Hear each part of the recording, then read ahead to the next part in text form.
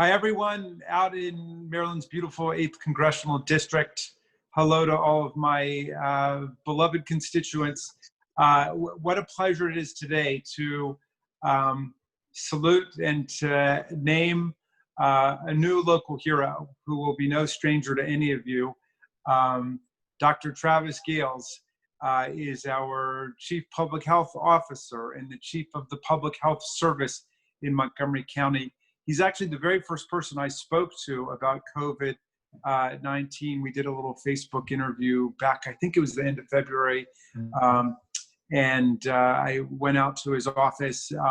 But I tell you, he's really been the voice of public health in this process. And then he issued a statement about the police brutality, about the murder of George Floyd, and about how protesters can stay safe. And I said, look, we gotta make Dr. Gayles our local hero this week. He's just been such an extraordinary presence. So first of all, Dr. Gayles, congratulations. We salute you on being our local hero.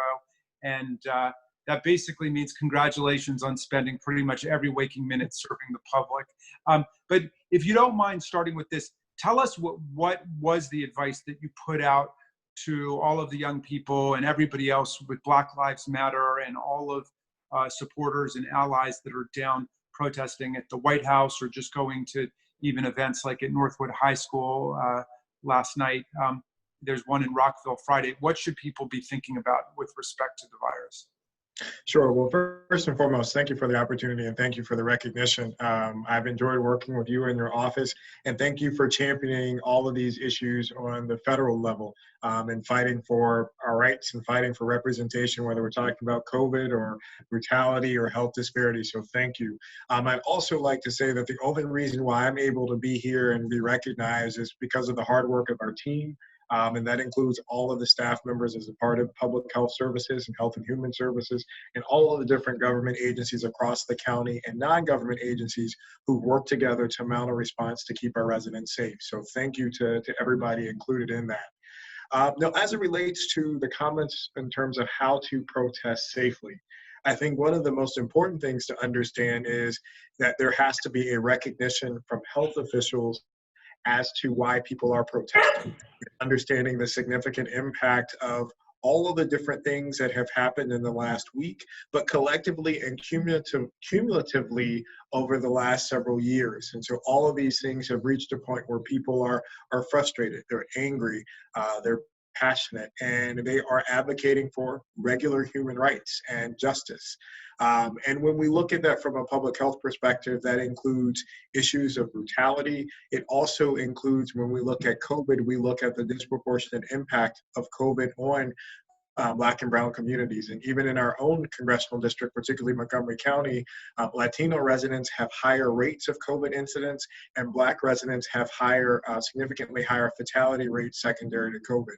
And those are built upon, the same disparities that have been chronicled for many decades in terms of chronic disease and a host of other pre-existing conditions that predispose folks to having adverse outcomes. So I say all of that collectively to set the stage that there, as part of the public health response, there's two phases. The short term, to your question related to protesting safely, is we're encouraging folks that if you do go out to larger gatherings, to make sure that you wear your face coverings.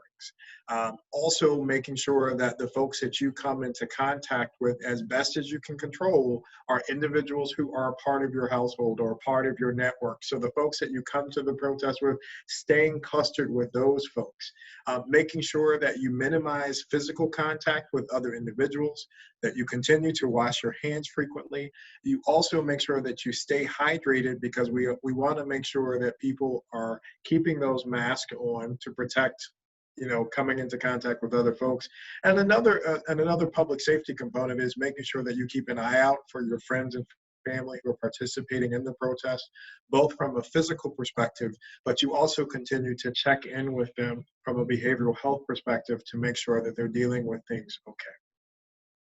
In addition to the trampling of people's First Amendment rights, including a lot of my constituents, Travis, on Monday, when they unleashed the police and the tear gas and the rubber bullets, to clear the street so the president could do his photo op at the church, unannounced and uninvited.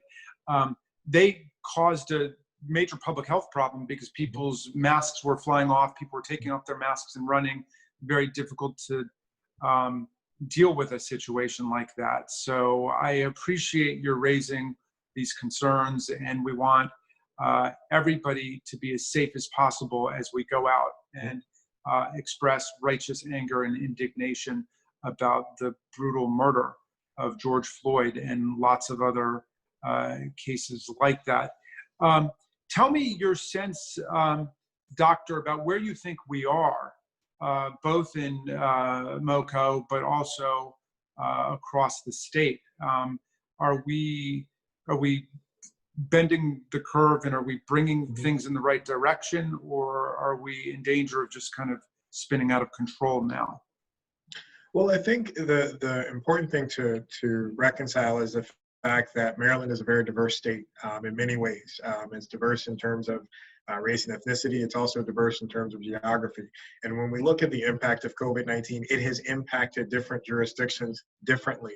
So there are some counties that have not seen as many cases, and that could be factored by, you know, a smaller number of people, less densely populated areas. And so for some of those places, they have met the criteria to be able to move forward to reopen certain aspects of their society and aspects of businesses. Now, we in the National Capital Region are in a little bit different situation. We do have higher cases. We have seen higher fatality rates. And some of those are factored by, we simply have more people. We have more densely populated areas and spaces where there's high congregate living situations where it's difficult for individuals to be able to isolate and quarantine when you're living with 12 to 14 other individuals. We also have a high percentage of folks who are first-line responders who have had to go out and work the last 3 months to provide services for everyone else. And so we have a higher number of people who are potentially coming into contact with others. That makes transmission more possible and harder to restrict. Now, that said, we have made positive strides. As you know, we in Montgomery County reopened to phase 1 on Monday. And that was because we saw improving trends across all of the different metrics that we have on our county dashboard. Now, as we continue to look at how we can increase other activities, it's going to be important that those improvements are not only sustained, but we see significant drops in the number of new cases, because the activities that we are introducing for phase 2 are going to be allow for more opportunities for folks to come into contact with each other. And so it's going to be important to drive down the number of virus and our number of cases and the effect of virus in our community to mitigate future transmission as we open up more aspects of society. That's great. Well, it's a very powerful statement about reopening and what we need to keep in mind. All right, well, let me ask you finally, as our local hero for this first week of June, tell us what keeps you going with your heroic 24/7 schedule, fighting for the public health, as well as for the common good and civil rights and civil liberties. What's been keeping you motivated during these days? Well, it's an ever-evolving situation. I think what keeps us motivated is this is what we're trained to do. This is what we practice. This is what we studied. This is what we trained to do. And it's not that any of us welcome this situation. You know, we welcome the opportunity to take our expertise and take our knowledge and put it into practice to keep people safe. And on a personal level, it's, you know, I think of, you know, what would I do for my family? You know, I call up my parents and I have a daily check-in. It's to say, how are you? Did you go anywhere? Did you, you know, what are you doing to mitigate your risk? And so I look at it, you know, I look at all of Montgomery County residents as how I would treat my parents. You know, are you doing the things that you need to do to be safe and to stay safe? And has our response been perfect? It hasn't, but I feel like we've been nimble and flexible. And get, as we find out more information, making sure that information is transparently disseminated to the public so we can keep them safe. All right. That is Dr. Travis Gayles, our Montgomery County Public Health Officer, the Chief of our Public Health Service, and our local hero.